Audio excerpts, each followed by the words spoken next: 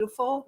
Yeah, beautiful. Hello and welcome each and every one of you. With you today is me, Daiga linguistic international coach therapist from DCT Center, and also I am true speaker, healer, energy worker, guide, mentor, co-creator, and galactic ambassador from Pleiades.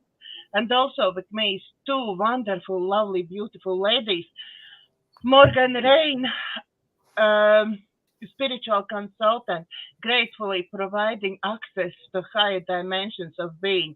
Morgan has been called the healer of healers as a way to describe unique spiritual thinkers. I'm sorry today. I'm not. I'm really. I'm not grounded. I'm sorry. I don't know why. Okay, and Jeannie, another beautiful lady is Jeannie. Is saying about herself, I'm lifetime student of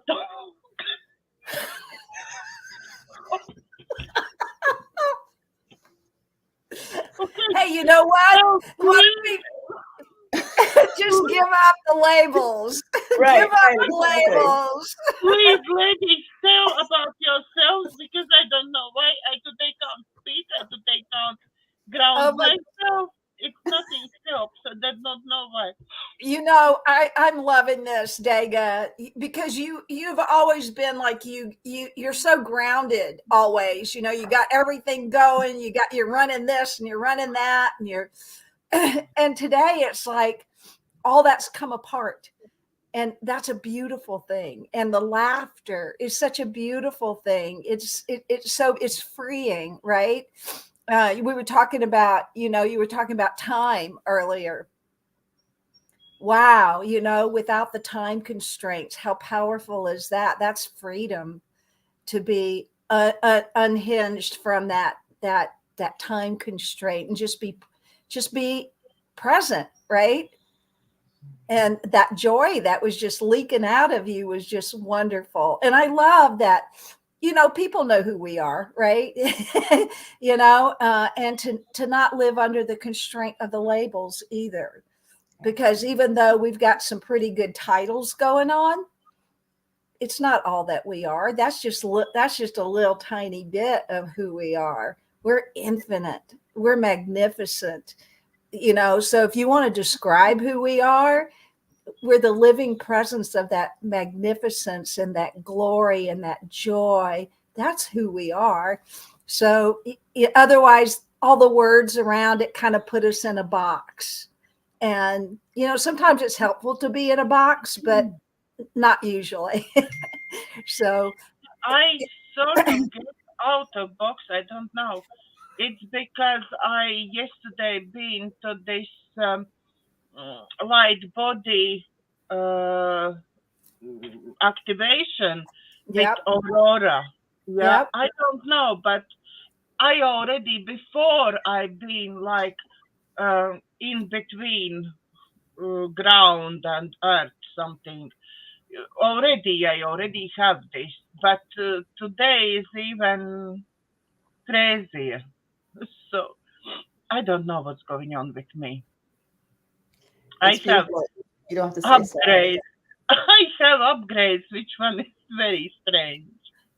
Yeah. Okay, Upgrade to joy. Woo. Morgan, what we talking about today? Wow. I don't know. We got off on a funny start. I love it. Joy is so beautiful. I've been working with, I've had a pinched nerve in my neck and I know what it's from. It's from hauling luggage and big bags and all that. And I've been doing that for a couple of months, going back and forth, traveling, going to people's homes, being with their pets, all that. So it's like, I know what happened, right? But it's allowed me the opportunity to be with it, just like meet it where it's at and go deeper in the release. So it's like, okay, so there's the ache in the neck or whatever, right? So rather than focusing on the ache in the neck, I've been focusing on greeting it, right? It's kind of like that Rumi poem, you never know what's going to show up, but meet it at the door laughing. I love this. So you greet it. Hi, I see you're there. Take a breath into it and let it go. And then go visit again. Is it still there? Wherever it's at, greet it. Hello, I see you. And I will tell you that with, because pinched nerves can get pretty grumpy in your body. I can watch the energy of it around it just dissipate, because all that's holding it in the pain part is the attention to the pain, right? But when we really put our attention on it, breathe into it and release it, the pain changes. So as you continue to do that. So I was thinking about that in just relationship to life, right? It's when we bump up against stuff in our lives that feel not together or hurtful or whatever that is, right? We can look at that and begin to bring our attention to the release of it from us, and go as deep as it takes you into that release, because in doing that is where we're going to find peace, and where we're going to find that joy, and we're going to find the truth of the authenticity of us, without holding on to what we're calling pain or suffering. Same thing, right? So and I see that in our world today. I know that there are a lot of people pretty scared in our world, especially, yesterday we got, Russian subs and all that off of our coastline, and there's big alerts, and, there's some people that are just really freaking out about it. So that's, one, let's create a new vision, right? Let's create, a vision of because what we do is we begin to get afraid, and in that fear, we create all this angst and worry and suffering in us. Well, those are the pieces that need to let go. Those are the pieces that we need to release, so that we can have a new vision, so that we can, be present. So I don't let too many things scare me in the world anymore, because I know it's just, it's the reflection of my consciousness about what needs to let go. So metaphorically, what would that mean out there in the water, right? It's like we make meaning of what's out there, and then we have a reaction to this. And we talked about this last week when we were talking about reaction as opposed to response. And in that reaction of the fear, well, it's greeting us there, right? And then it's, oh, okay, let's put attention on that so we can release it. So it's been a pretty powerful time of really going deeper into the release, deeper and deeper, and not stopping. Just, okay, if it's there again, more release, more depth. And that's the value of what, Jeannie talks about with the shadow work. When we come against, that's what the fear is, right? Oh, big Russian subs off of the coastline. Oh, I don't know about you ladies. Jeannie might remember this when she was a kid, but we had bomb drills when I was a little girl. He had bomb drills, right? I grew up. We remember we had at some point, I don't remember on a show or it was private, but we had at some point talk about how two of us, enemies now working together, because I was, from my childhood, I was still told that America is attacking us and we have to prepare, and we had those drills, and we have all the way through my school, all the way through till I was about 25, nearly 30, I was constantly bombarded with how all drills, where we have to go, and we had sort of like army does this going out and training. Yeah, we Yep. all the time had those trainings at school, and we had those trainings in at workplaces and so on. Yeah. Yeah, yeah. So we had the same thing going on here, that they were going to attack us. So you see, it's just it's not even real. I know it can feel real, but and that fear that was instilled in us, is that real, right? Or is it fabricated? So when we go into that kind of fear, and yesterday when Russia's like on our coastline, almost like, I don't know what they said, 22 knots away from our coastline, which is really close. I was just like, oh yeah, I remember this kind of, it's getting close to Cuba, right? I was around during the Cuban Missile Crisis, during the Bay of Pigs invasion. I know about all of that because I lived through all of that, and the fear that was generated from that. And then it was like a big nothing burger, right? So you get all ramped up in this fear, and then there's nothing. But what does that do to your body temple?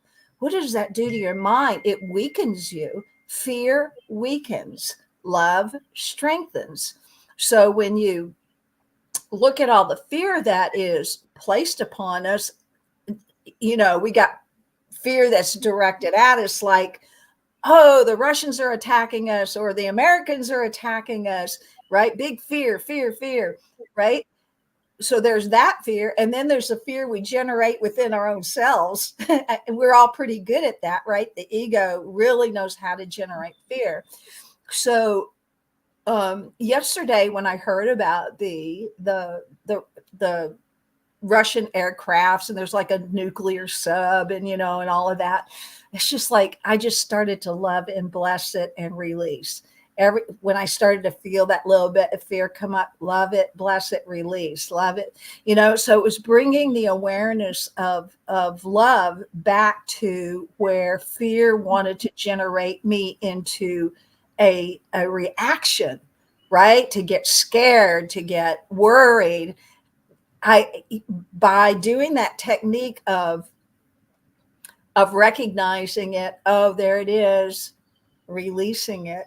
There, oh yeah, there it is again, and releasing until all that was left was this kind of empty plane, where then I could choose what I wanted. And what I chose was unconditional love. Okay, I'm just going to steep myself in that. They must be loving me. They must be protecting me. It's like beginning to create another story around it that was life promoting, that was joyous, that was good. So, yeah. So anyway, that's my long rant about meeting whatever's coming up at us. And I love that we started the whole thing with just this crazy laughter, right? Meet it at the. Again, I love the fact that you talk about, in my work, it's how people think of things. And if you change it, because negative breeds negativity, and it's an energy, and we can make it bigger and bigger and bigger, but we're always at choice. And that I love how you changed, like the Russians on the coast, that they're here to protect us. I mean, because that's all, because everything's in our heads anyway, really, we're like the Russians are on our coast, but right now we're really safe, and so we're choosing how we want to look at this, and Yep. and so I love so much of it is how we think of things, and we can go down a rabbit hole of negativity. And I think for a long time we used to let this fear drive us as a culture, you know, and that's, you know, and we're supposed to be against so much stuff, like we're against this and we're against that. And we're creating, and all this, like even the political situation, we're against this person or we're against that person. And we're creating all this energy, this negative energy, and it's being put out there. You know, like we're not only doing it to ourselves, we're putting it out there in the world. Yep. And that's perpetuating itself. Right. We feed it. Right. We Exactly. feed it. Yep. Yeah. And so I think it's not enough. If that's not enough, then we creating games. There is one team against another team, or That's one country and then against another country, and That's then those fans starting to punch each other and be nasty at each other. Yeah. right. And then they say you're either for us or against us, and it's like, no, you know, what if we can be for you and still not agree with you? Yep. Yep. How about I can just be present with you and allow you to have whatever it is you desire? How about I just be present with you and allow you to have whatever you desire?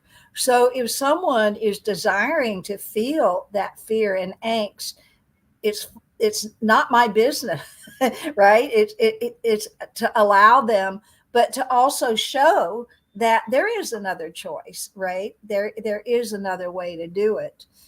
But when we also have the capacity to just allow someone to be where they are, period, without judgment, without trying to change them, whatever, into that God energy of just witnessing, of just being present, just witnessing, not forcing any change, but just allowing what's coming forward and releasing it, not hanging on to it.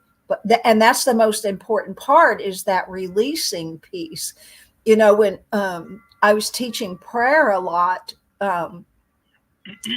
there's several steps to a prayer for an effective prayer. The most important step is the final step, which is to release it and let it go.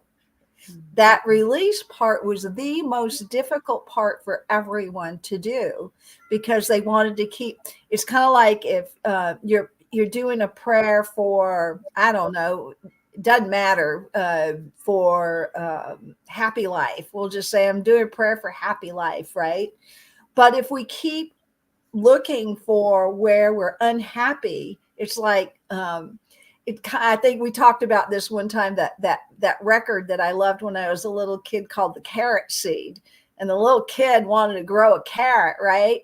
But he had the naysayers. He had his mom who didn't want him to be disappointed.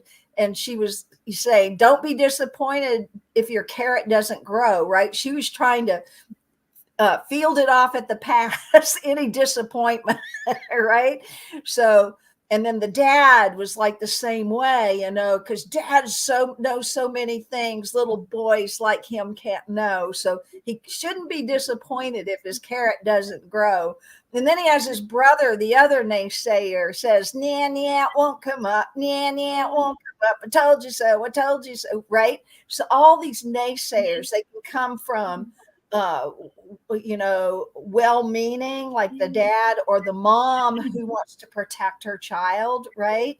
And then the brother who's just, you know, brothers and sisters, you know, but the dream was still alive in him about planting that seed, because he wanted to grow a carrot. And when he did, but it's like us, if he kept pulling up the dirt to look to see if the seed was sprouting or growing, he's going to kill it, right? So it's like, I don't know how I got off on the carrot seed story again, but there it is. It's powerful because, it's the letting go piece. Letting go and trusting when we do the prayer piece, that what we know is that our thoughts, our feelings, that which we desire is already created. It's already done. And it's just us opening to it. But people don't remember that. And so they're always looking to find it, right? They're looking to find it. Oh, well, God's not moving fast enough, or, or whatever story they want to tell. But it's that just like know it, feel it, experience it, release it. And then it just comes like the carrot did come up, right? The carrot did come up because of the little boy's belief in it. Never mind the naysayers or the scaremongers or whatever.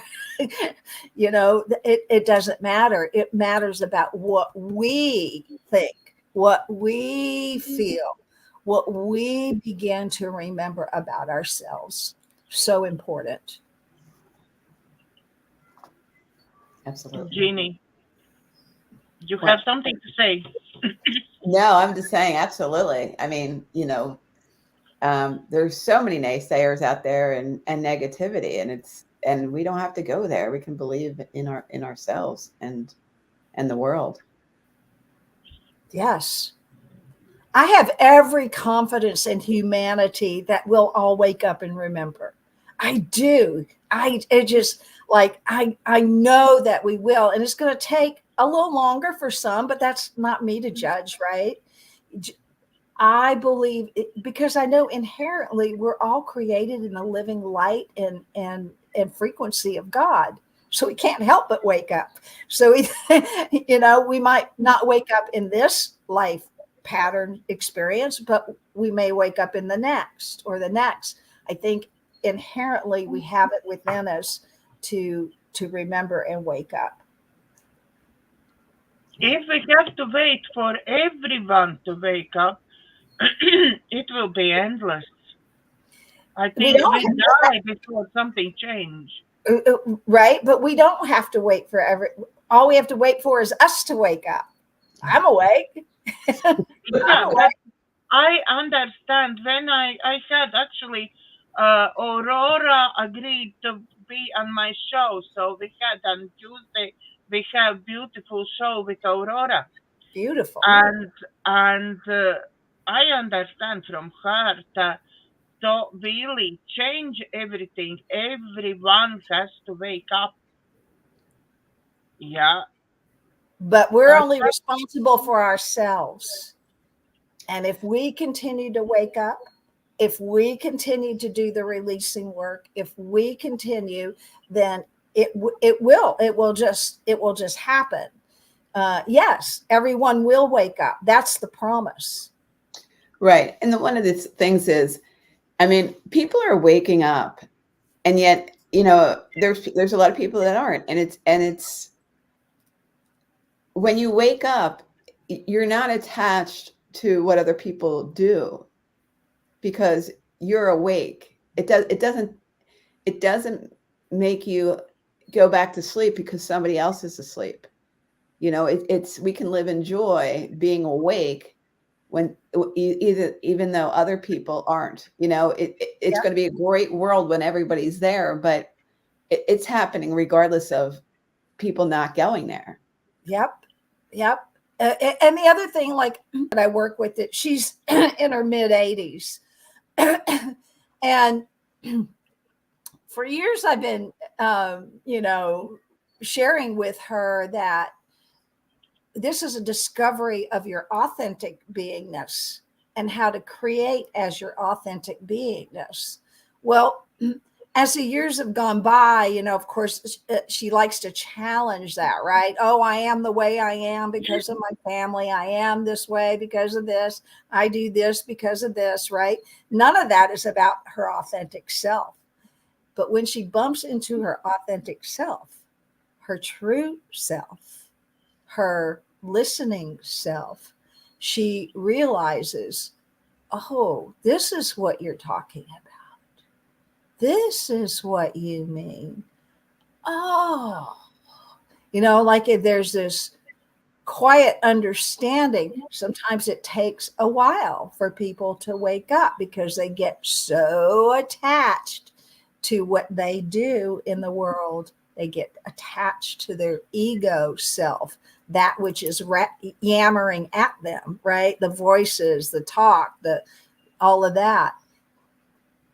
When you stop and just come into the listening mode, the peace mode, the joy mode, when you're laughing.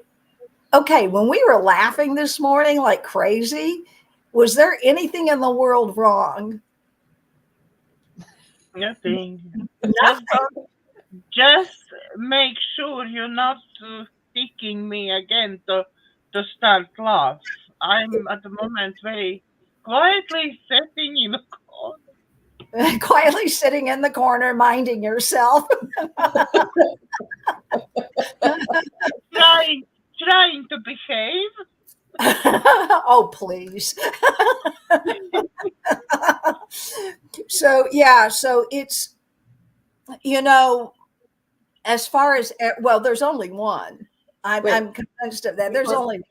Before we move past that, I want to talk to you about your client who, when she got into her authentic self, she was struggling in her life and judging herself while she was, but once she got to her authentic self, she was in joy, and it doesn't matter. I have a client as well as her in her 80s, and she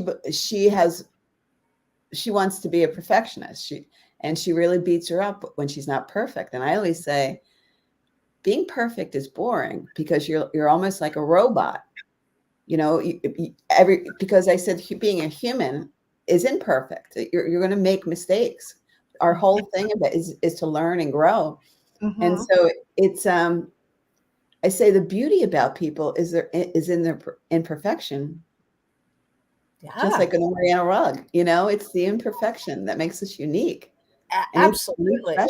And that's our authenticity is who we really are without trying to be perfect all the time. Yeah. And I would ask the question, maybe, who's judging the imperfection? What voice is that? Is that your voice? Who's judging that imperfection? Yeah, she knows she judges herself. Yep. It said that's taking it, right? We take it deeper and we take it deeper and we take it deeper until the idea of imperfection doesn't exist, because it just doesn't exist. So then you can begin to see with that authentic self, that authentic I, in the perfection of it all and the oneness of it all. Mm-hmm. Yeah, it's beautiful. It's beautiful to watch sleeping people waking up. I love it. It just I think that's the best what you can actually see in your work. When somebody who been fast asleep and you notice how it's waking up and start move about and then start to understand that they are actually know more than they think they know, and so on. And they're much happier.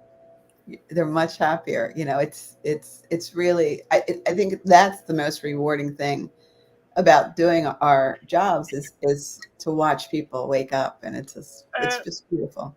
Yeah. Jenny, tell me please, when you working with your cases, are you getting, I can't say involved, that probably not professionally right, but do you really starting to care about that? Because I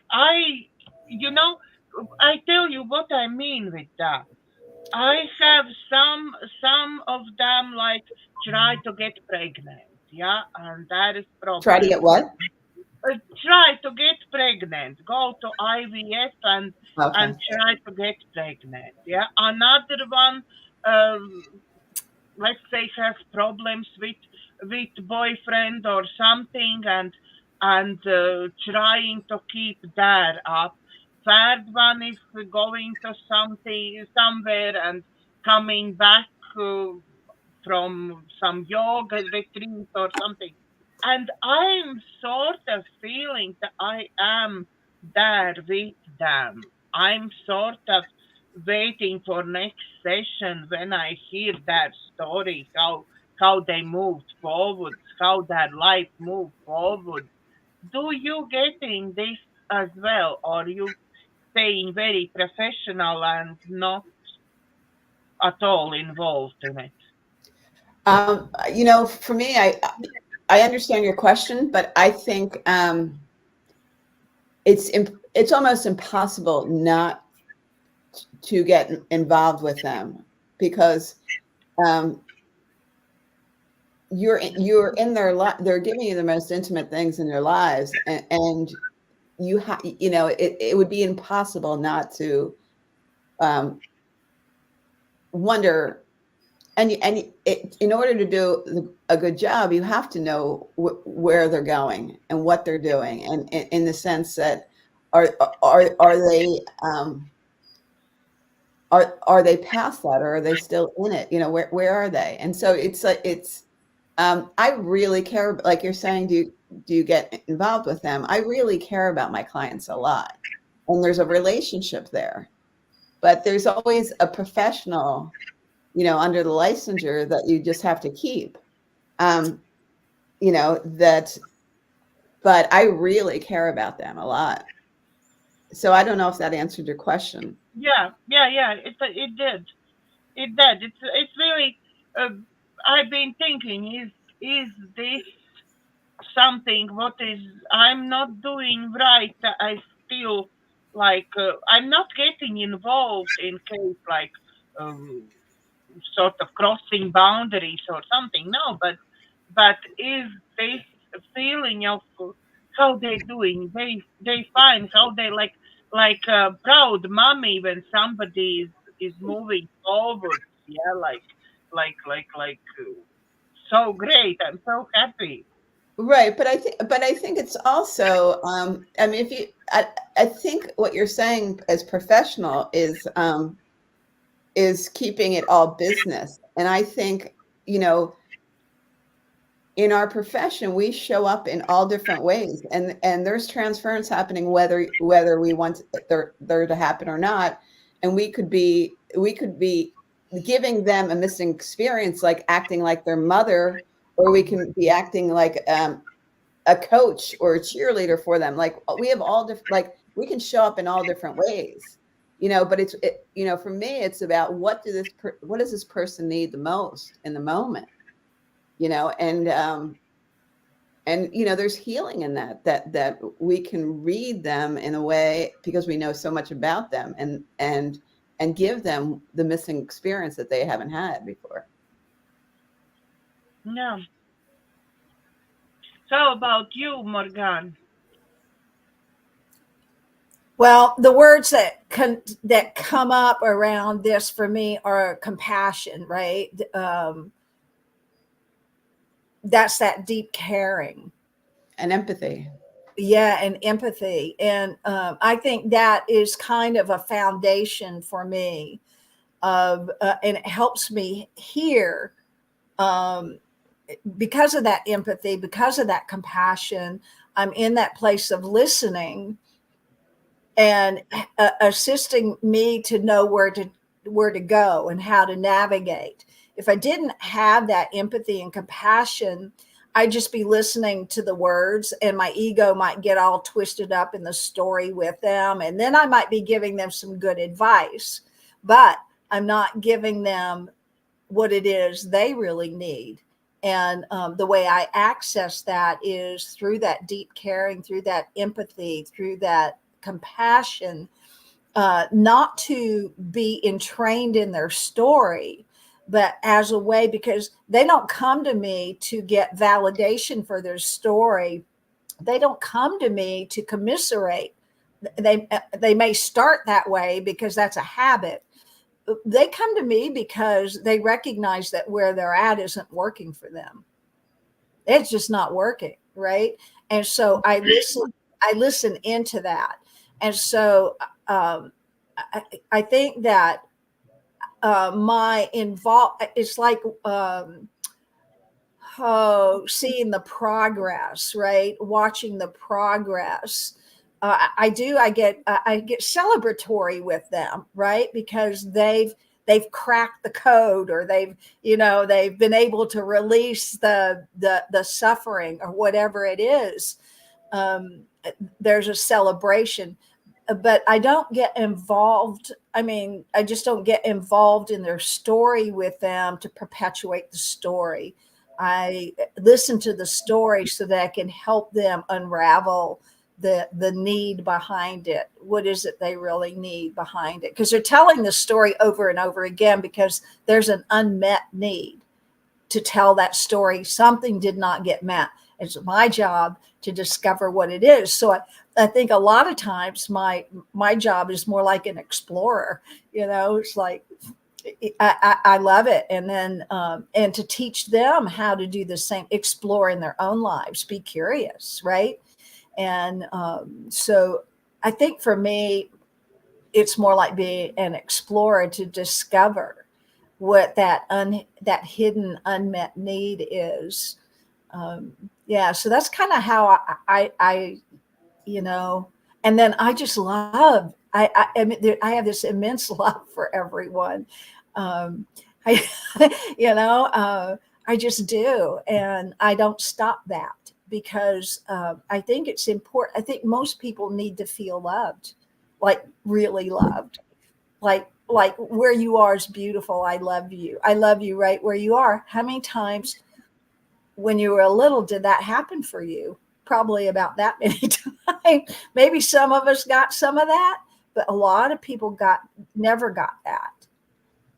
Yeah, and I agree. Like, I think, I love my clients as well. And it's the unconditional love, that there's no judgment, and, they're coming to us because they have problems, and we're there to help them, and if we're judging them, we're not doing them any service at all, and they're coming to us with their imperfections, and it's beautiful. And it's just, the way I look at my clients is, I see them as whole, Mhm. like whole.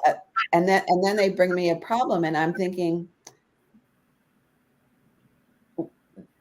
this problem is keeping them from being whole. Like, it's like a puzzle, and like, how do we get the missing pieces back to bring them back to wholeness?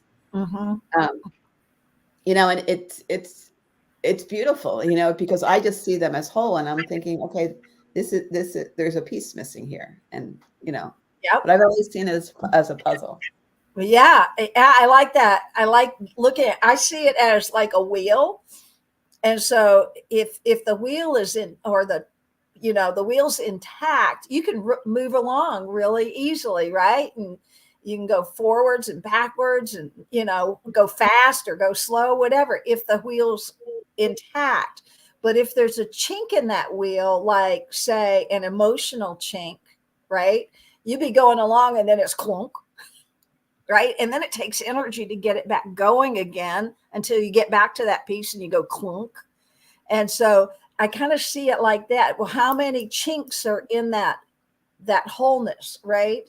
How many chinks? And so it's for us to help that's why I love that I'm an explorer. I discover, right, where those chinks are, and help them wake up to it, remember it, so that they become whole, so that they can move in their life freely, have freedom of movement, freedom. And, sometimes people start out as a really small wheel, but as you grow and expand, you become a big wheel. But if you're a big wheel and you got chinks in you, you're still going to have those clunks. So it's really, for me, it's finding where those chinks are that keep people from having that fluid, forward, free flowing movement of wholeness that wholeness offers you. Yeah, I think we're saying the same thing. Yeah, we are saying the same. We just visualize it differently. And isn't that beautiful? That's just so beautiful how we do that. That I see chinks, you see puzzle pieces. Yeah. I think everybody works different ways, but at the end of the day, we all working similar, just like with different visions, with different imaginary, but we work similar. We have same goal. We Same all. goal, right? There's Mhm. many paths to the Mhm. one. Many, and that just shows you that my way is not wrong, Jeannie's way is not wrong, yours is. They're all right. They're all very correct, because what's the intention behind it, right? What's that intention? Right. And that's the thing about religious wars I've never understood was, you know, it's all the same thing in the end, and we have different paths, but, it should be cohesive, more cohesive than it is. So, Mm-hmm. Mm-hmm. Mm-hmm. We're all getting there. I find my chinks, right?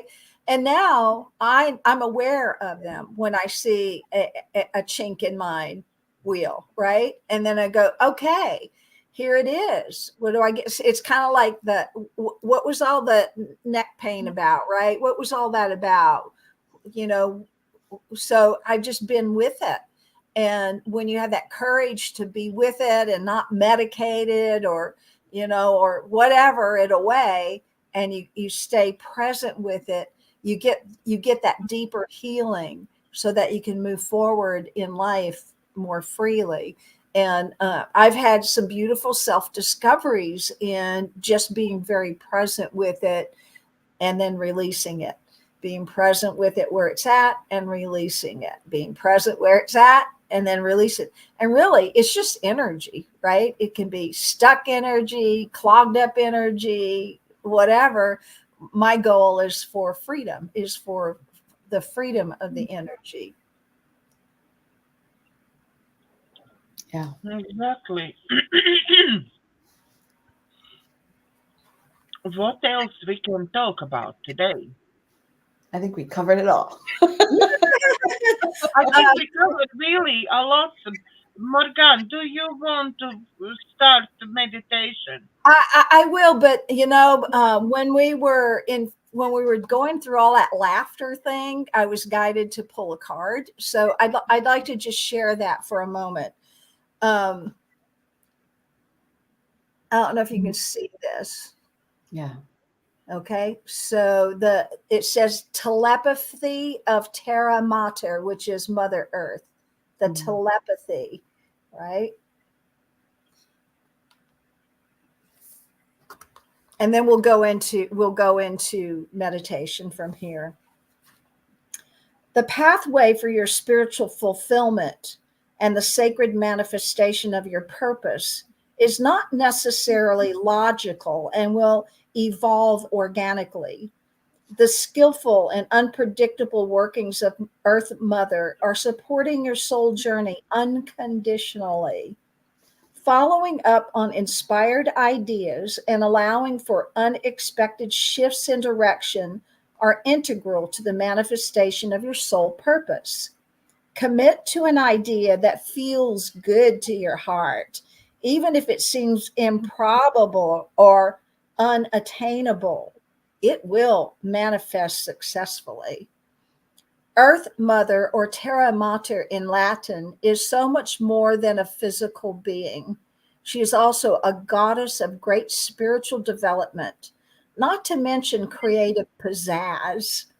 As a masterful practitioner of artful evolution, she creates butterflies from caterpillars, massive oak trees from marvelously odd little acorns, and a radiant soul from the flesh of a human infused with the eternal spirit.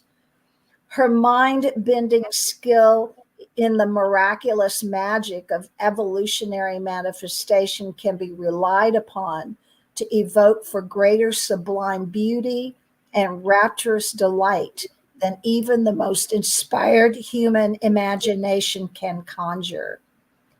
As a sacred feminine being, she knows how to nurture the essence of all beings into fulfillment. That's what we do. That I'm just going to read that. That's our job. As a sacred feminine being, she knows how to nurture the essence of all beings into fulfillment. She knows what your soul is divinely intended to become and what you need to meet your destiny. She has the resources and wisdom to support each soul in such a way that there's a benefit for all beings. This is the applied genius of ecosystem intelligence. It is the antithesis of lone wolf mentality of the ego and the heartwarming, spiritually empowering reality that none of us is in this alone.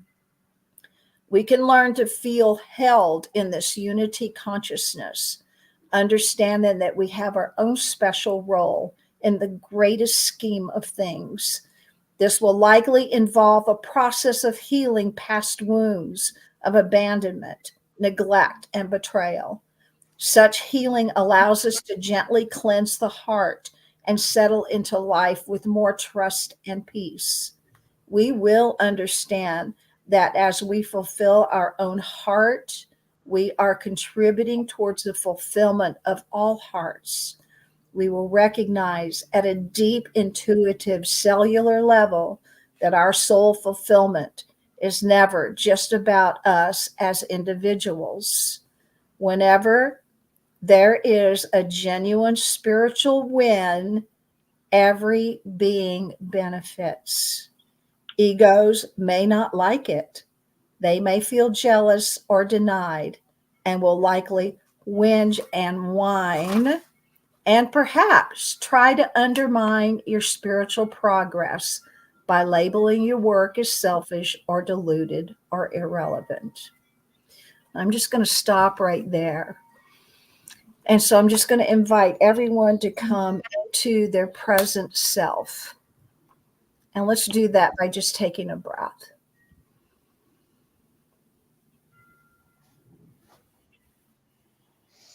And I invite you to just now put your attention on your heart. What's alive in your heart? And this is so important that we focus on what is alive in our hearts and that we are nurturing that aliveness in our hearts. And if that is numb to you, ask yourself, what is alive in me? And so I'm going to invite everyone right now to ask yourself that question. What's alive in me right now? And just take an inventory. What's alive in your body?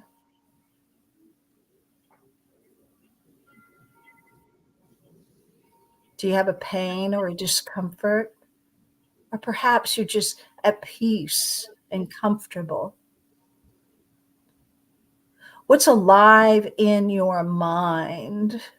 Where's your attention going with your thoughts?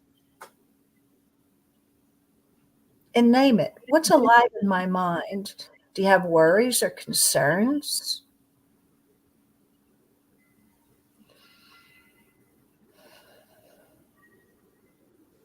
What's alive in your emotions? Are you feeling balanced and stable in your emotions, or are you feeling anxious?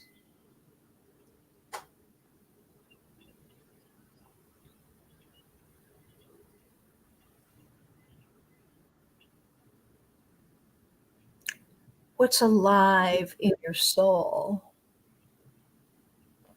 What is the direction your soul is wanting to take you? Are you even aware? So we come back to the heart. That whole area around your heart, not just the physical beating heart, which is beautiful to put your attention on, but there's a whole energy around that called a chakra. It's an energy system, and many times I've called that a portal.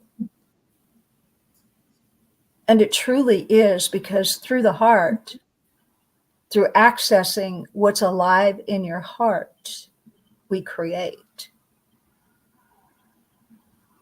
I'll say that again.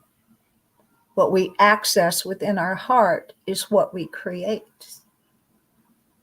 Take a breath in.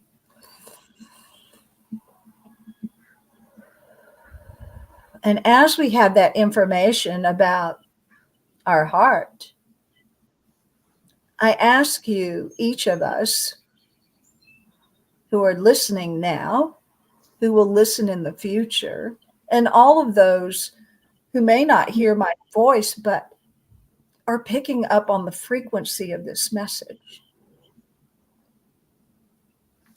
Are you willing to release all suffering so that your heart can create what it truly wants? Are you willing to release the past and all its sufferings so that your heart can manifest joy? Are you willing to give up your stories of limitation? Are you willing to unravel the discord in your life? Are you willing to put aside all that has happened that you have not enjoyed? Are you willing to stop telling the story about that?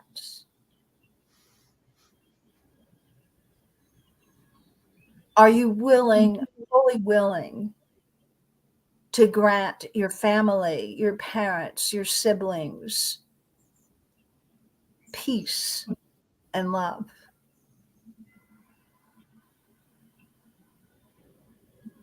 And come back to your heart.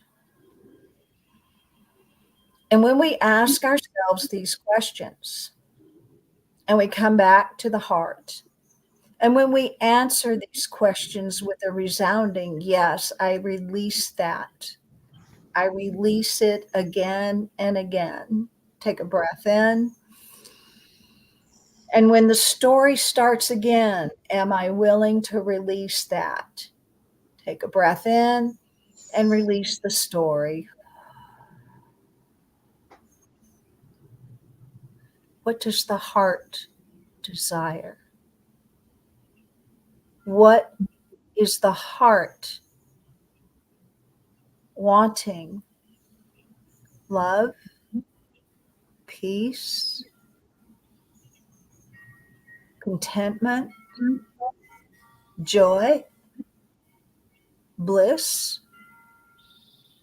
communion. Be willing to discover what your heart is wanting to experience.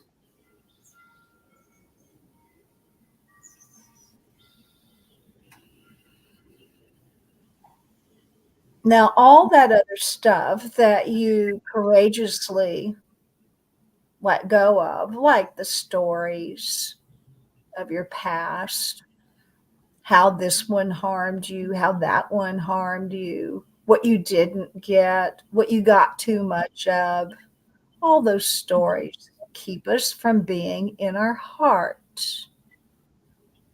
where the innocent resides, where the creativity resides, where the truth of our being resides as love. Take a breath in. And so now it's simply a matter of choosing. Do you choose your heart? Do you choose the direction of the desire within your beingness to love, to be in that higher frequency of peace and joy? Or do you choose the old stories, the complications, the suffering? Truly, it's about choice. And so in this exercise, we choose love over fear. We choose peace over discord. We choose light over darkness.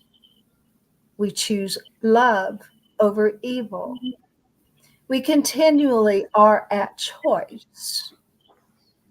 And the choosing exercises us, exercises our spiritual awareness until we are simply in the heart, simply remembering truly who we are.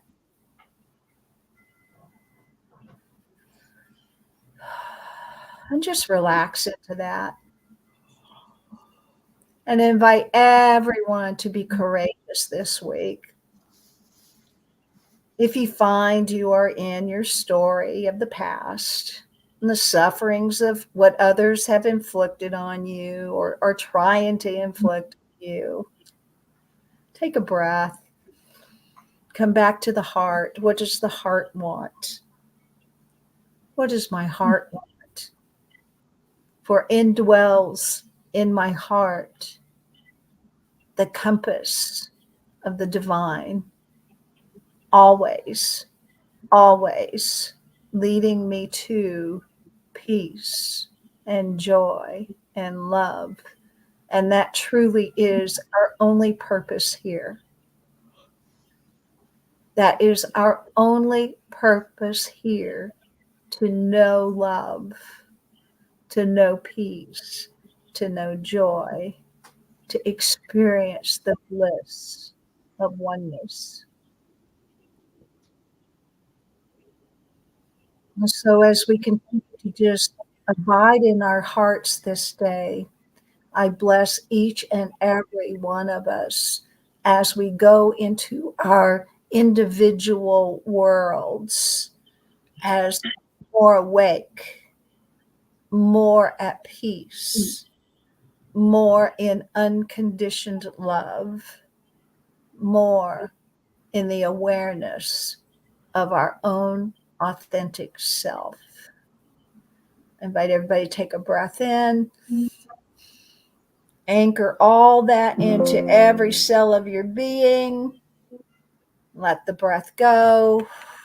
Relax into it. The seed has been planted. Peace, love, joy, goodness, all sprouting right where we are. And so in love and light, I bless each of us as we go forward to experience our lives as connected in this higher awareness of what our heart truly, truly wants to experience. And so it is.